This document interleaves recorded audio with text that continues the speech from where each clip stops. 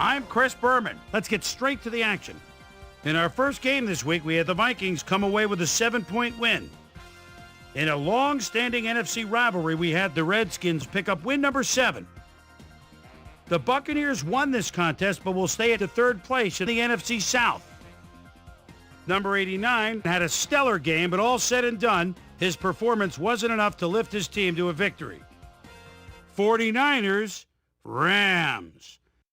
Performance.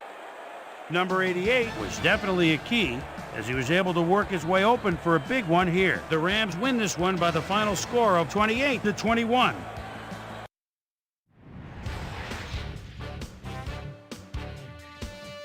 Number 12 went to the end zone 4 times and helped his Lions beat the Saints. Over in Cleveland, home of the Rock and Roll Hall of Fame, we had the Browns decisively win by 17 points.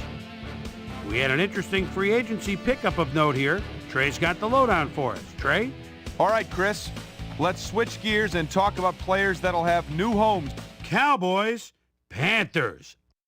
Players that Oliver would come up with a huge play on special teams as he'd field a punt and bring it back the other way. The Cowboys go on to win this by the final score of 31-10.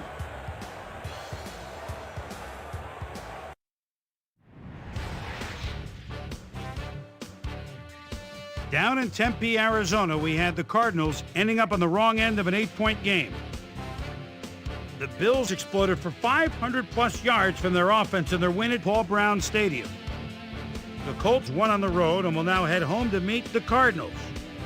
We had a big injury in this one, and Trey has the lowdown for us. Trey? All right, Boomer, thanks. In front of you, we've got the AFC Infirmary Report. And as you can see, they were hit hard this week. Jamal Lewis won't see action for a while, so this offense is going to have to make do without him. He'll be out for the rest of the season. In front of you, we've got the NFC list. And as you can see, they could form their own MASH unit. This guy sticks out on this list as one of the more costly injuries. He'll be out for the rest of the regular season. Now we'll move on to our top story of the day. Moore is going to be watching from the sidelines for a while, as his injury will deal a major blow to this team. So that'll do it for now. Boomer, back to you. Raiders, Broncos. Number 35 get up ahead of steam, and then it was clear sailing from there. The Broncos win this one by the final score of 16-13.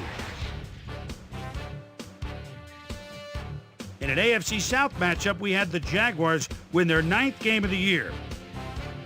The Bears lost this one, but will stay at number 1 in the NFC North. Taylor stepped it up this week and gave his team some added firepower for the win. Patriots, Jets. Added fire.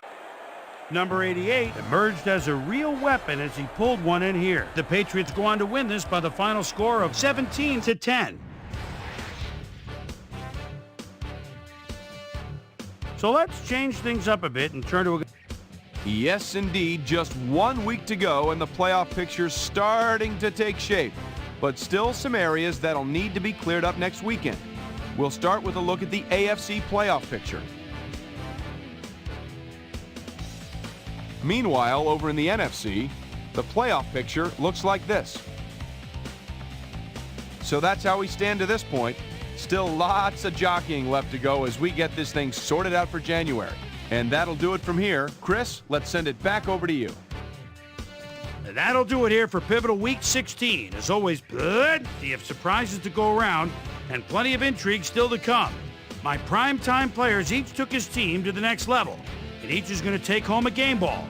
Great work, fellas. That'll do it, sports fans. I'm Chris Berman, and thanks so much for joining us here in the Bristol studios.